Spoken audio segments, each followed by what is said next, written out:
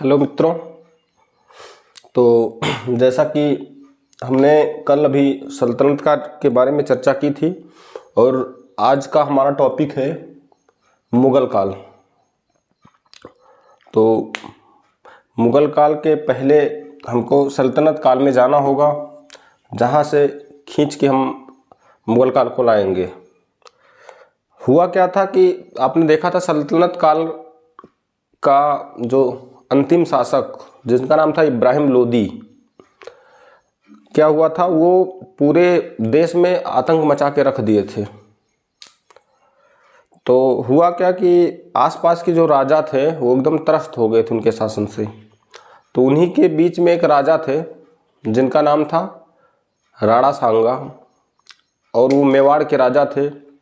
उन्होंने क्या किया कि उन्होंने सोचा कि ये ऐसे प्रतापी या फिर ऐसे इस प्रकार के दुष्ट प्रवृत्ति के शासक को यहाँ से हटाने के लिए कुछ करना पड़ेगा, यानी लोहा लोहे को काटता है। तो उन्होंने क्या किया, इसके लिए उन्होंने बाबर को बुलाया, आमंत्रित किया। उस टाइम पे बाबर जो है बहुत चर्चित हुआ करते थे। क्यों चर्चित हुआ करते थे?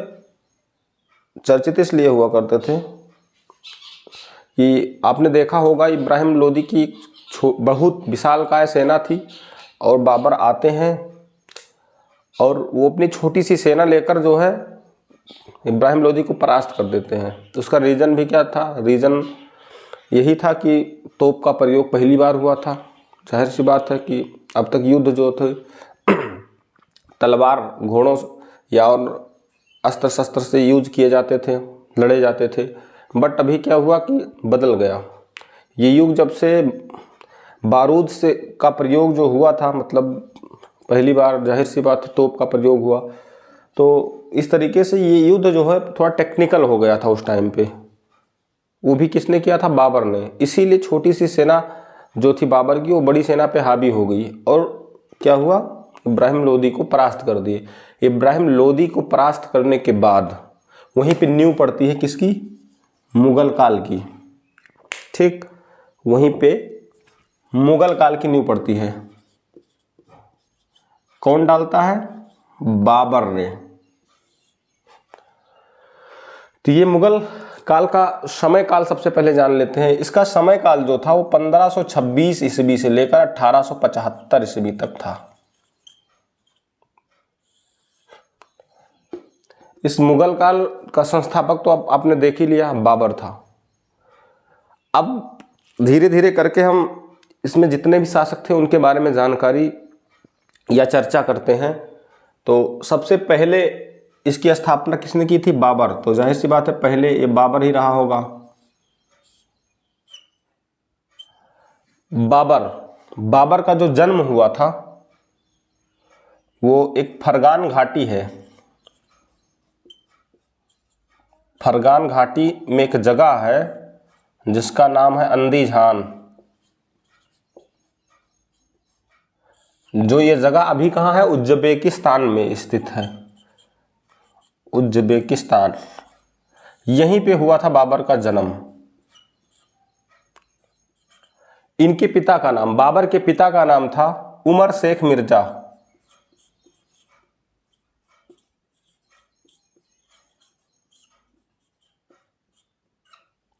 बाबर का समय काल जान लेते हैं। बाबर का समय काल क्या था?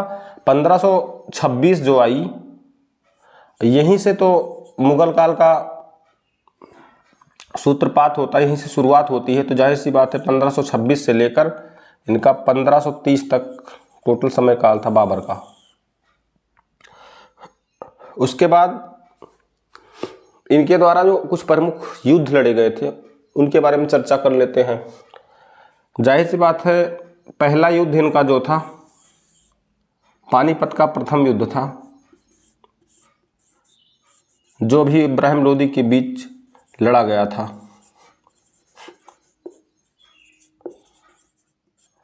किनके बीच लड़ा गया था? इब्राहिम लोदी। कब लड़ा गया था?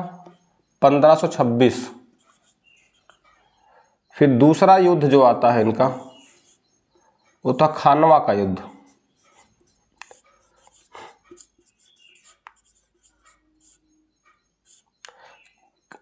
जैसे कि आपने पिछली कक्षा में देखा या फिर आपने देखा था, बाबर को बुलाने वाला कौन था? राणा सांगा।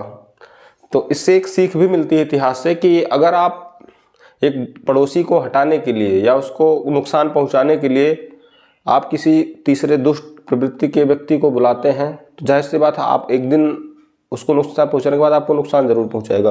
वही सेम कंडीशन इनके साथ भी हुआ। फिर अगला युद्ध जो है राणा सांगा के साथ लड़ा गया। यही बुलाने वाले भी थे, इन्हीं के साथ युद्ध भी हुआ। अगली सीरीज क्या थी इनकी डेट की? 1527। तीसरा युद्ध आता है चंदेरी का युद्ध।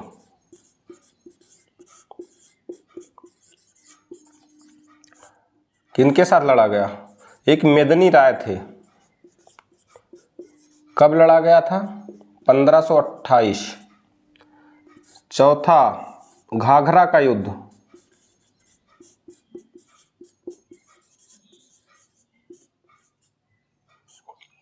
किनके बीच? अफगानों के बीच।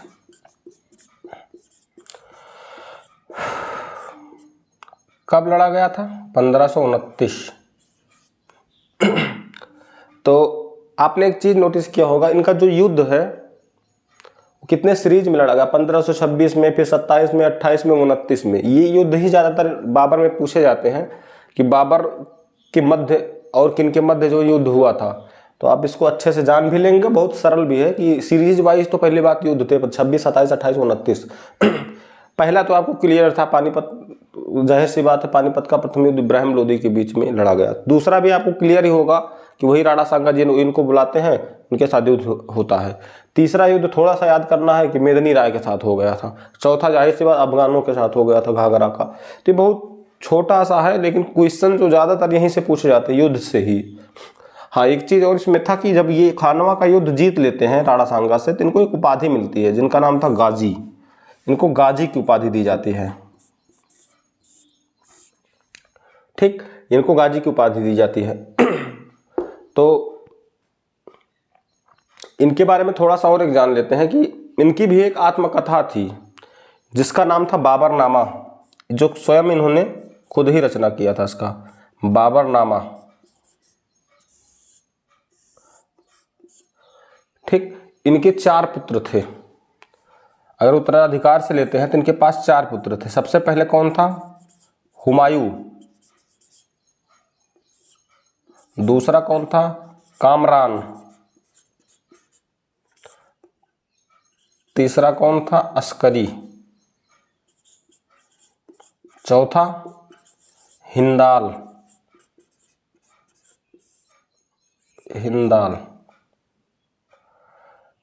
इनकी मृत्यु के बारे में थोड़ी चर्चा कर लेते हैं। इनकी मृत्यु जब हुई थी ये तब ये 48 वर्ष के थे। 48 वर्ष की अवस्था में,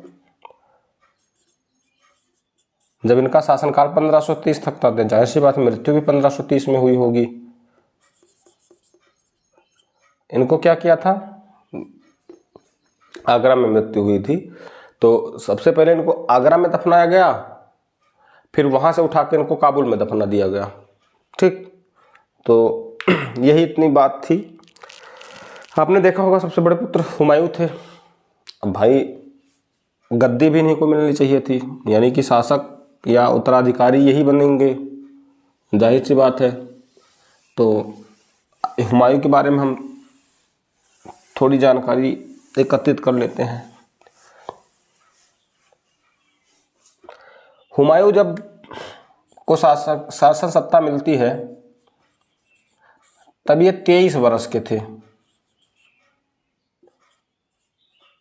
23 वर्ष के।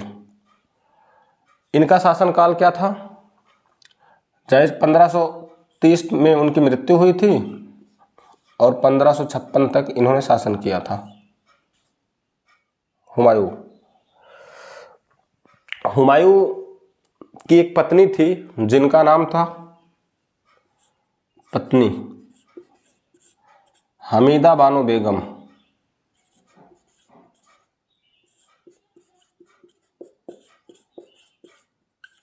एक चीज की चर्चा सुनने में आती है जीटी रोड। जीटी रोड जो शेरशाह ने बनवाया था इन्हीं के शासनकाल में बना था। शेरशाह का जीटी रोड जो है इन्हीं का शासनकाल था जब बनाया गया था।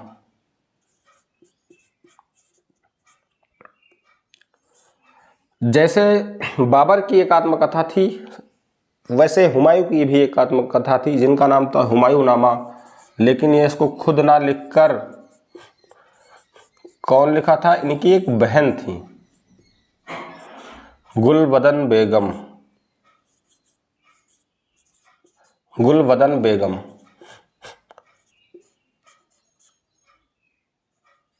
गुलबदन बेगम ये इनकी बहन थी। बस इनकी बेसिक जानकारी, इनकी मृत्यु के बारे में थोड़ी सी जानकारी कर लेते हैं। इनकी मृत्यु जो हुई थी, अब 1556 तक शासनकाल रहा होगा तो मृत्यु जाहिर सी बात 1556 में हुई होगी। 1556 में हुई थी, कैसे हुई थी? एक शेर मंडल नामक पुस्तकालय था, वहीं से ये उतर रहे थे और सीढ़ियों से सरक जाते हैं, फिसलने की वजह से वहीं पे गिर जाते हैं और उनकी मृत्यु हो जाती है 1556 में। कहाँ पे? शेर मंडल पुस्तकालय।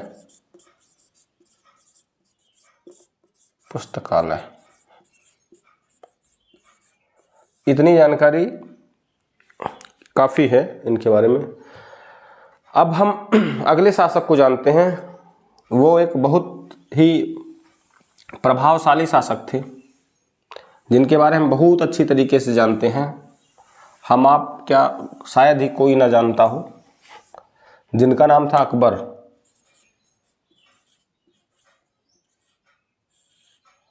अकबर का शासनकाल जो था 1556 से लेकर 1605 तक था। 1556 से लेकर 1605। इनका जन्म जो हुआ था वो हुआ था 1542 और ये पहला युद्ध जो लड़ लेते हैं 1556 में। इनका जन्म अमरकोट में हुआ था, एक जगह भी जान लेते हैं। 1556 में पहला युद्ध भी लड़ लेते हैं। जब पहला युद्ध लड़ते हैं तो उनकी उम्र सिर्फ 14 बरस की थी। पहला युद्ध जो लड़ा जाता है वो मशहूर युद्ध है जिसका नाम था पानीपत का द्वितीय युद्ध। पानीपत का द्वितीय युद्ध ये किसके बीच लड़ा गया था? सिकंदर सूरी एक थे।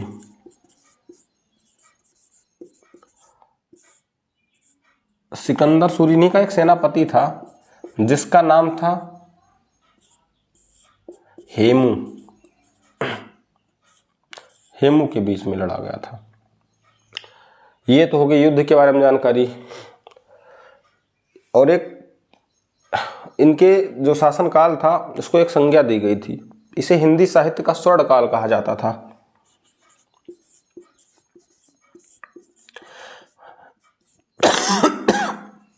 हिंदी साहित्य का स्वर्ण काल क्यों कहा जाता था? इसके पीछे बहुत सारी चीजें हैं। नवरत्न सुने होंगे, तानसेन, बीरबल जैसे अबुल फजल, मुल्ला दो प्याजा, ऐसे वीर कवि जो हुआ करते थे उस टाइम के, बहुत विद्वान हुआ करते थे और उन्होंने एक से बढ़कर एक रचनाएं की। पूरा एक समूह था और एक सिलेक्टेड कवियों का, जिसकी वजह से हिंदी साहित्य का स्वर्ण काल इसे कहते हैं। एक बार 1582 की बात है, अकबर ने एक नया धर्म की शुरुआत की जिसका नाम था दीन ए इलाही।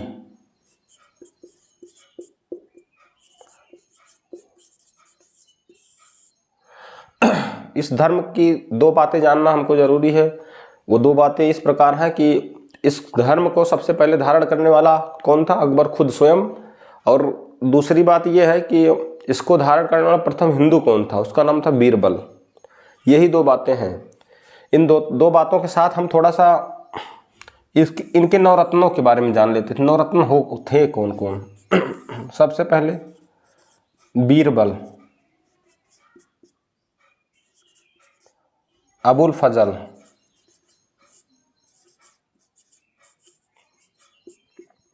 तानसेन, भगवान दास,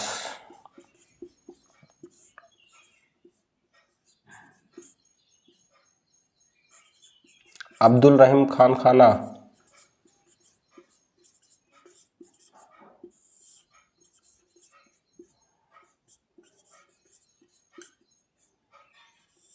टोडरमल, मान सिंह,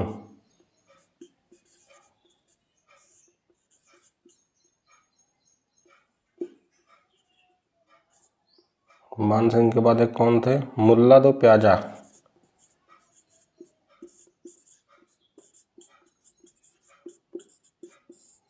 हकीम। इस प्रकार से क्या हुआ, 1 2 3 4 5 6 7 8 9 कवि थे कुल मिला के। ये थे नवरत्न। ये कौन थे, नवरत्न कवि थे इनके, अकबर के दरबार के, इसीलिए स्वर्णकाल कहा जाता था। दूसरी बात, अकबर ने कुछ महत्वपूर्ण कार्य भी किए थे जो उस कार्य को सराहा जाता था। उन कार्यों में जैसे क्या था, दास प्रथा का अंत,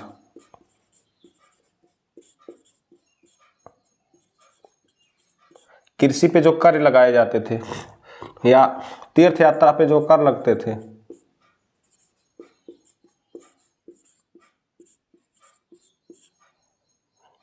और एक जजिया कर जो था ये भी समाप्त कर दिए थे। दीन इलाही की रचना भी की थी।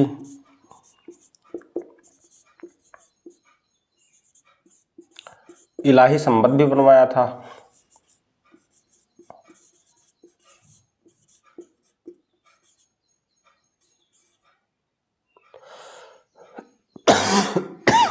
दूसरी चीज, इनका कुछ स्थापत्य के क्षेत्र में भी कुछ चीजें की थी इन्होंने। जब ये गुजरात विजय इनके साथ, यानी गुजरात विजय, जब गुजरात में विजय प्राप्त किए थे तो उन्होंने एक इमारत का निर्माण करवाया था जिसका नाम था बुलंद दरवाजा। बुलंद दरवाजा, तो स्थापत्य के क्षेत्र में भी इनका एक योगदान था। अब इनकी जैसे सबकी एक आत्मकथा हुआ करती थी, वैसे इनकी भी एक आत्मकथा थी। बाबर की भी थी, बाबर नाम, हुमायूं की थी, हुमायूं नामा, बस वैसे इनकी भी थी। जब सबकी नामा से शुरू हुई तो इनका भी अकबर नामा रहा होगा, जाहिर सी बात है।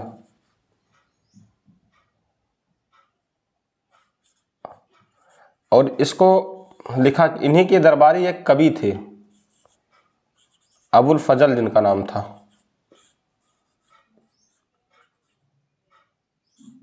अबुल फजल, वही इसकी रचना किए थे, अकबरनामा की, इनकी जीवनी जो थी।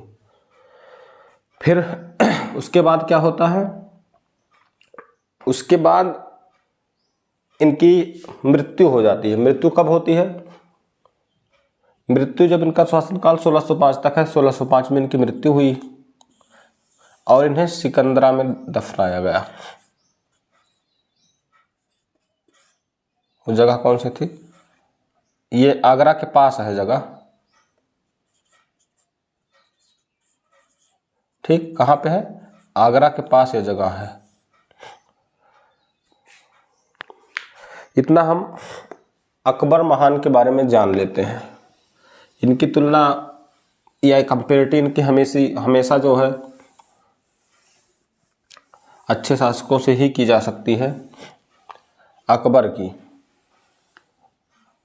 अकबर के बाद जो नाम आता है, उनके एक पुत्र थे जिनको हम अक्सर सीरियल में देखा करते हैं, जिनका नाम है जहांगीर, जिनको हम सलीम के नाम से भी जानते हैं। सलीम, इनके शासनकाल को जान लेते हैं। 1605 में अकबर की मृत्यु होती है और 1622 में जो है यहाँ तक ये शासन करते हैं।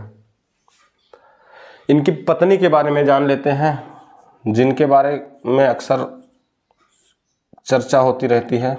इनकी पत्नी जिनका नाम था नूर जहां,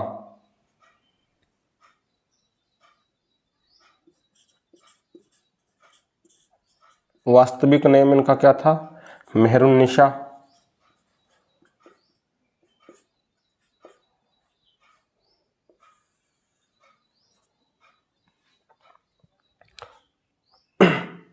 एक इनके शासनकाल में घटना प्रचलित है। इनका ही शासनकाल था कि जब 4 यूरोपीय यात्री, चीनी यात्री और इधर उधर के तो बहुत आते थे, लेकिन 4 यूरोपीय यात्री भी आए थे भारत में इन्हीं के शासनकाल में। वो 4 यूरोपीय यात्री कौन कौन से थे?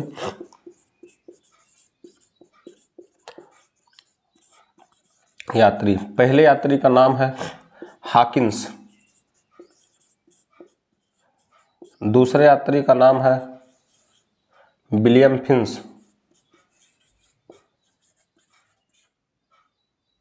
फिंच,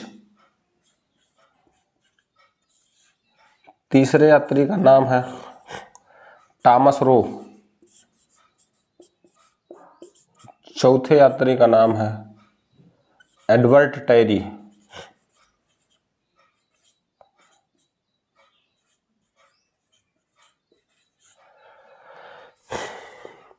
जैसे सबके शासनकाल को एक एक संज्ञा दी गई थी, वैसे इनके शासनकाल को चित्रकला की संज्ञा दी गई थी, यानी चित्रकला का स्वर्णकाल कहा जाता था। चित्रकला का स्वर्णकाल।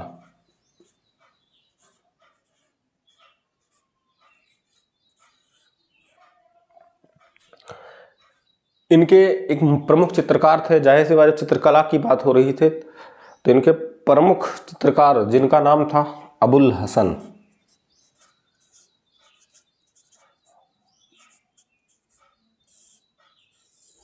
ये हो गई जहांगीर के बारे में कुछ विशेष बातें। जहांगीर के बारे में हम इतना ही जानते हैं और अगले शासक की बात करते हैं हम।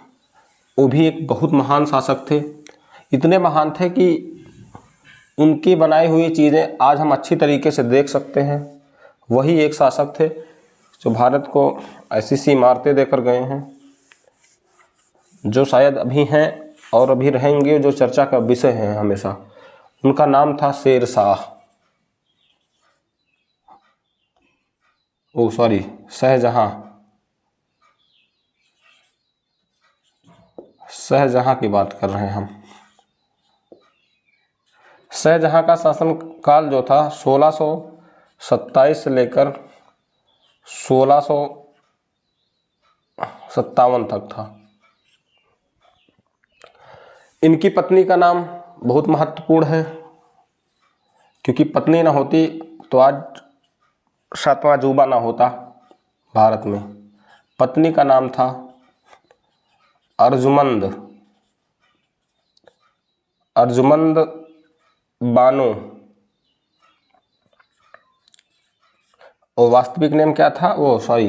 इनका जो एक नाम दिया गया था वो नाम था मुमताज, जिस नाम से मशहूर थी।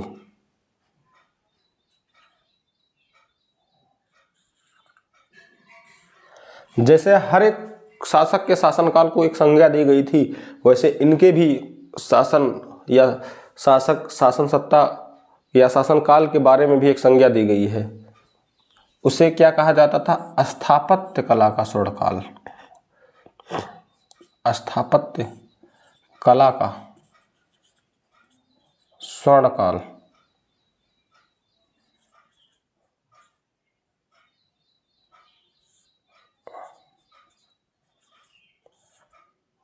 क्यों कहा जाता था? इनके बारे में निर्मित कुछ इमारतों की चर्चा हम कर लेते हैं। दिल्ली का लाल किला, दिल्ली का लाल किला, लाल किला, आगरा का ताजमहल, कौन बनवाया था, मतलब कारीगरी कौन किया था इसमें? लाहौरी, ये भी जान लेते हैं। मयूर सिंहासन,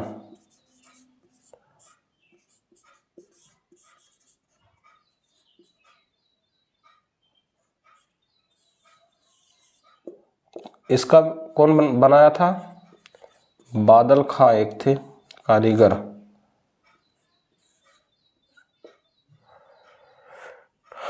दिल्ली का जामा मस्जिद,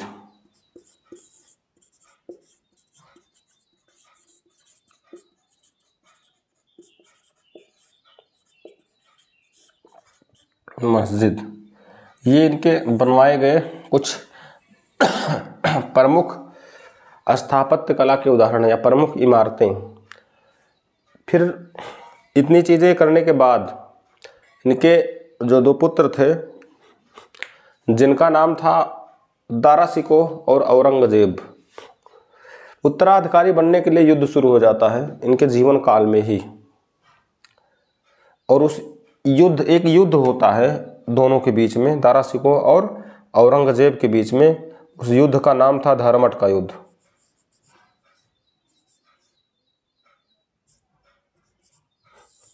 धर्मट का युद्ध होता है और उस युद्ध में औरंगजेब विजयी हो जाता है और विजयी होने के बाद अपने पिता यानी शाहजहां को उद्धव बंदी बना लेता है। बंदी बनाने के बाद बंदीगिरी में ही 74 वर्ष की अवस्था में इनकी मृत्यु हो जाती है। किसकी? शाहजहां की। इस प्रकार अब शाहजहां की मृत्यु के बाद शासन सत्ता आ जाती है औरंगजेब के पास। तो औरंगजेब शासन करना शुरू करता है।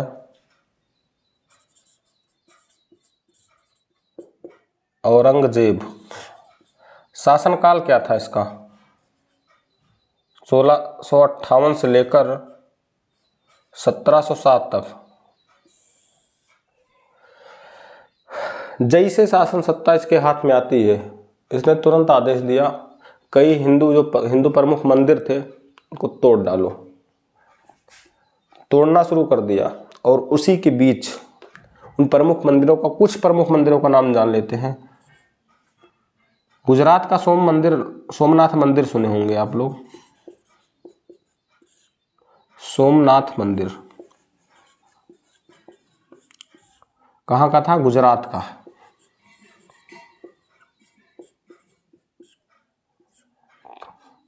बनारस का काशी विश्वनाथ मंदिर,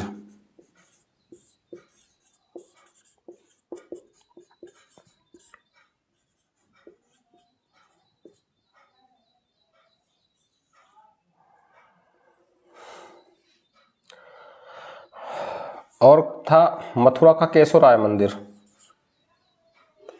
मथुरा का केशवराय मंदिर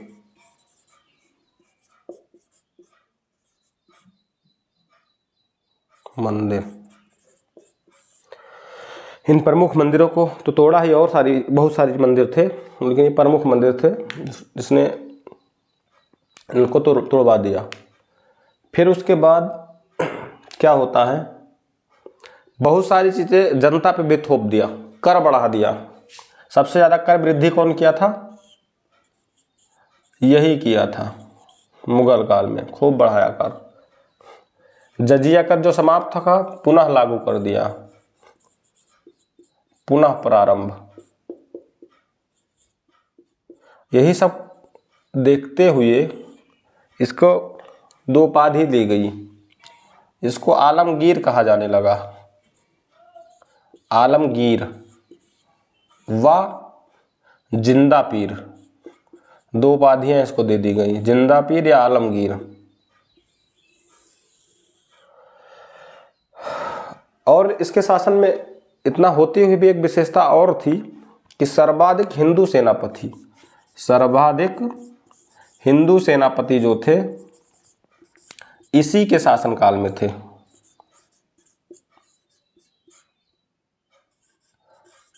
फिर इनकी मृत्यु हो जाती है कब होती है? 1707 ईस्वी में इनको खुलदाबाद में दफना दिया जाता